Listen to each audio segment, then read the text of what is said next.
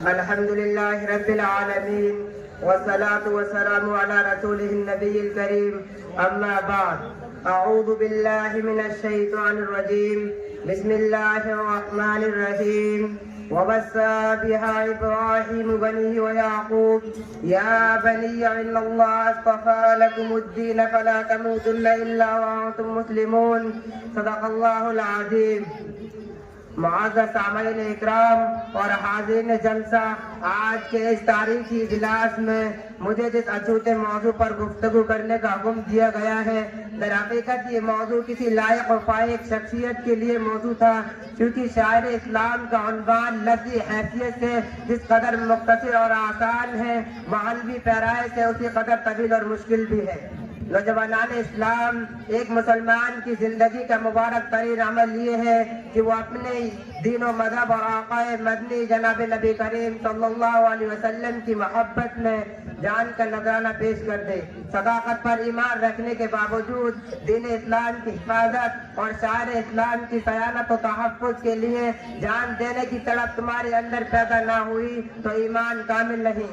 یاد رکھو، جب تمہیں موت زندگی سے عزیز نظر آئے گی تو یہ سمجھنا کہ تم زندہ ہو، اور جب تمہارے شوق شہادت پر موت کا خوف غالب آ جائے تو تمہاری حالت اس مردے کی جیسی ہے جو قبر میں سانس لینے کے لیے ہاتھ پاؤں مار رہا ہو. اس لیے اگر تمہیں عزت کی زندگی گزارنی ہے، اگر تجھے اپنی عبادت گاہوں سے پیار ہے، اگر مدارس و مکاتب کی فکر ہے، اگر شعائر اسلام کی حفاظت مقصود ہے، تو تجھے بھی اپنے اکابر کی طرح میدان عمل میں آنا ہوگا. وہاں صحابہ کو یاد رکھنا ہوگا، خندق و خیبر، فتح مکے کی تاریخ یاد رکھنی ہوگی. کیوں؟ اس لیے تیرے اندر تو آقا مدنی کی صداقت پائی جاتی ہے، فراست پائی جاتی ہے، جذبہ پایا جاتا ہے. تیرے اندر تو سیدنا ابو بکر صدیق رضی اللہ تعالیٰ عنہ کی صداقت پائی جاتی ہے. تیرے اندر تو عمر فاروق رضی اللہ تعالیٰ عنہ کی عدالت پائی جاتی ہے. تیرے اندر تو عثمان غنی رضی اللہ تعالیٰ عنہ کی سخاوت پائی جاتی ہے. تیرے اندر تو علی رضی اللہ تعالیٰ عنہ کی شجاعت پائی جاتی ہے. تیرے اندر محمد بن قاسم کی فراست پائی جاتی ہے. تیرے اندر صلاح الدین ایوبی اور محمود غزنوی جیسی جفاکشی اور پہاڑوں سے ٹکرانے والی قوت پائی جاتی ہے. جو وہ قوم ہے جو اپنی جان دینے کے لیے تیار ہے اور اپنا مال دینے کے لیے تیار ہے. جب مذہب پر حملہ ہوتا ہے، شاعر پر آنچ آتی ہے تو تو بے قرار ہو جاتی ہے، مائی بیاب کی طرح تڑپنے لگتی ہے. تیرے خون میں قوت اسلامی اور حرارت ایمانی جوش مارنے لگتی ہے. والا آخر تو دشمنوں پر خدا کا قہر بن کے گرتی ہے اور انہیں صفائے ہستی سے مٹا کر دم لیتی ہے. امت کے غیور فرزندوں، آج تیری غیرت پر پردہ کیوں پڑ گیا؟ تجھے اپنے دین و مذہب اور شاعر اسلام کی فکر کیوں نہیں؟ آج تیری عبادت گاہوں پر حملے ہو رہے ہیں، کل اذان پر پابندی لگے گی. آج تیری مذہبی تعلیم پر رکاوٹ لگ رہی ہے. کل تیری مسجدوں کو آباد کرنے والے نمازیوں سے ٹیکس وصول کیا جائے گا. آج تیری شعائر کی پامالی ہو رہی ہے، کل تیری مذہب کی بنیادوں کو منحمد کر کر اسپین و انگلش کی یافتہ دیکھی جائے گی، اور پھر کل تیرے وجود پر حملہ ہوگا اور تجھے ہندوستان کی دھرتی سے بے نام و نشان کر دیا جائے گا. اگر یوں ہی مصلحت کی باتیں ہوتی رہیں، مذاکرات و معاہدات کے ذریعے منصوبے مسائل حل کرنے کے منصوبے بنتے رہے اور باطل اپنے مضموم عزم حوصلے کے ساتھ اسی طرح دندناتا رہا، اگر اسے بیڑیاں نہیں پہنائی تو خدا کے واسطے شاعر اسلام کی پامالی سے قبل اپنی زندگی کو موت پر ترجیح دے لو. یہ خاموشی کہاں تک لذت فریاد پیدا کر، یہ خاموشی کہاں تک لذت فریاد پیدا کر. زمین پر تو ہو اور تیری صدا ہو آسمانوں میں، نہ سمجھو گے تو مٹ جاؤ گے ہندوستان والوں، تمہاری داستان تک نہ ہوگی داستانوں میں.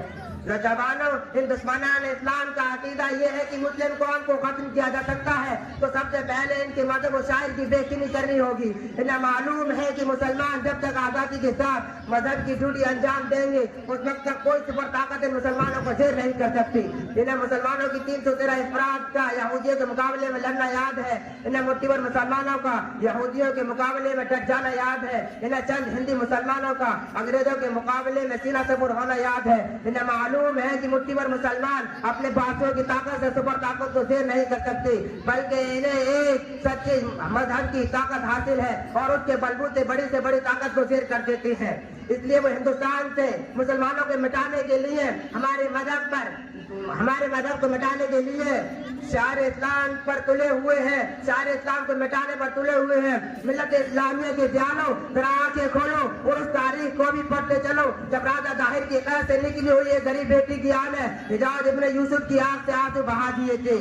محمد بن قاسم کے قلب کو بے چین کر دیا تھا. بیت المقدس سے نکلی ہوئی صدا نے صلاح الدین ایوبی پر نیند حرام کر دی تھی, اور جب تک صلاح الدین ایوبی نے بیت المقدس آزاد نہیں کرایا اس وقت تک وہ اپنی دنیا کو ویران سمجھتا رہا.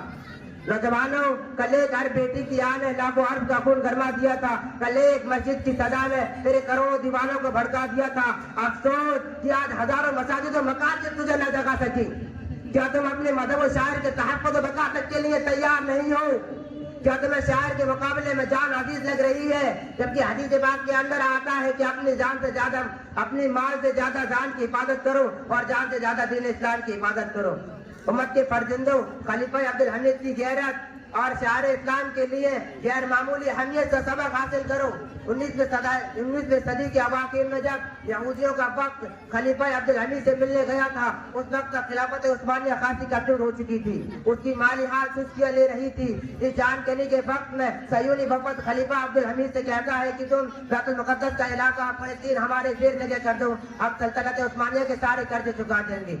اور صرف یہی نہیں بلکہ کئی سو ٹن سونا بھی پیش کر سکتے ہیں. خلیفہ نے دینی اہمیت کا ثبوت دیتے ہوئے ایک ایسا جواب دیا تھا جسے تاریخ کبھی فراموش نہیں کر سکتی. خلیفہ نے اپنی پیر کی انگلیوں سے مٹی خرید کر کہا تھا کہ تم اپنی ساری دولت کے بدلے میں ذرا سی مٹی بھی مانگو گے تو ہم وہ بھی نہیں دے سکتے. دوستو, اس واقعے کا تذکرہ میں نے اس لیے کیا ہے کہ تمہاری غیرت کو للکاروں, تمہارے مردہ قلوب میں جان پیدا کروں کہ کل ایک مسلمان نے بیت المقدس کی رتی بھر مٹی دینے سے انکار کر دیا تھا. آج تمہاری مسجدوں کو نظر آتش کیا جا رہا ہے, سرعام مسمار کیا جا رہا ہے, اس کی چمک کی تصویروں کو جھلسایا جا رہا ہے, اس کے صحنوں میں سوروں کو دوڑایا جا رہا ہے, تو کبھی لہنے خنزیر کے لوترے ڈالے جا رہے ہیں. کیا تمہیں صدیق اکبر رضی اللہ تعالیٰ عنہ کا وہ جملہ یاد نہیں جسے انہوں نے ارتداد فتنے کے موقع سے کہا تھا کہ دین اسلام میں قطر و بجونت اور ابو بکر زندہ رہے. مسلمانوں, تمہاری حیرت ایمانی کہاں چلی گئی؟ تمہارے سامنے تمہارے شان سے کھلواڑ کیا جا رہا ہے, اور حق تو یہ ہو گئی کہ تمہاری مسجدوں کو استقبال خانوں میں تبدیل کیا جا رہا ہے اور اس میں بیل گھوڑے باندھے جا رہے ہیں. عزیز ساتھیوں, رنگیلہ رسول اللہ کتاب کے مصنف کے قاتل کا واقعہ بھی سنتے چلو, جس نے محض اپنے لیے اس لیے قاتل بننا پسند کیا تھا کہ اس مصنف نے اس کے پیارے نبی صلی اللہ علیہ وسلم کی توہین کی تھی اور اس کے نبی کی ذات کو متعین کیا تھا, اس کے محبوب صلی اللہ علیہ وسلم کی بے غبار شخصیت پر کیچڑ اچھالی تھی. اس کے قاتل کی برتر عدالت پیشی ہوتی ہے اور وہ اپنے بیان میں جو جملہ کہتا ہے, یقیناً وہ آپ کی زندگی میں اسپرٹ کا کام کر سکتا ہے, تمہارے جمود کو توڑ سکتا ہے, تمہارے اندر اسلام, شعار اسلام کے حوالے ایک نئی امنگ پیدا کر سکتا ہے. اس نے اپنے بیان میں کہا تھا کہ میں اس مقتول کا قاتل ہوں اور میں نے اسے اس لیے قتل کیا ہے کہ کل قیامت کے روز میدان حشر میں اپنے نبی صلی اللہ علیہ وسلم کے قاتل کا دشمن بن کے اٹھایا جاؤں. اور وہ جاتے جاتے دنیا کے اوپر کوئی بتلا گئے کہ مال مانگو تو مال دے دوں, جان مانگو تو جان دے دوں, مال مانگو تو مال دے دوں, جان مانگو تو جان دے دوں, مگر یہ ہم سے نہ ہو سکے گا کہ نبی کا جاؤ جلال دے دوں. مسلمانوں, تم وہ قوم ہو جس نے ہندوستان سے برطانوی سامراجیہ کو 7 سمندر پار بھاگنے پر مجبور کیا ہے. تم نے وادی کا پندار توڑا, حفاظت کی تاریخ میں علم عمل کے چراغ جلائے, ایمانی ایقان کی بات بہاری پیدا کی. تم کفر و سلک اور غلامی کی زنجیروں کو توڑنے کا فن جانتے ہو. تم رت ناصور اور برت اعتراف, مضمون فضا اور مغربی تحریک کا صحیح آپریشن کر سکتے ہو.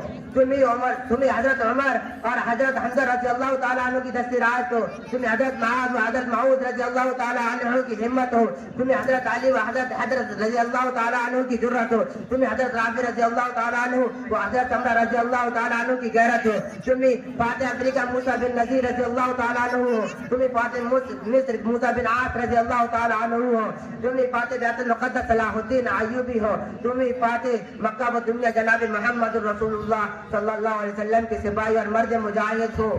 اس لیے اگر تمہیں شاعر اسلام سے پیار ہے, اس کا تحفظ چاہتے ہو, تو اپنی زندگی کو موت پر ترجیح دے کر دین اسلام کی حفاظت کے لیے شوق شہادت میں یہ اعلان کر دو کہ جس کام کے لیے آئے ہیں یہ کام نہ بگڑے, جس کام کے لیے آئے ہیں وہ کام نہ بگڑے, سر جائے تو جائے مگر اسلام نہ بگڑے. وما علینا الا البلاغ.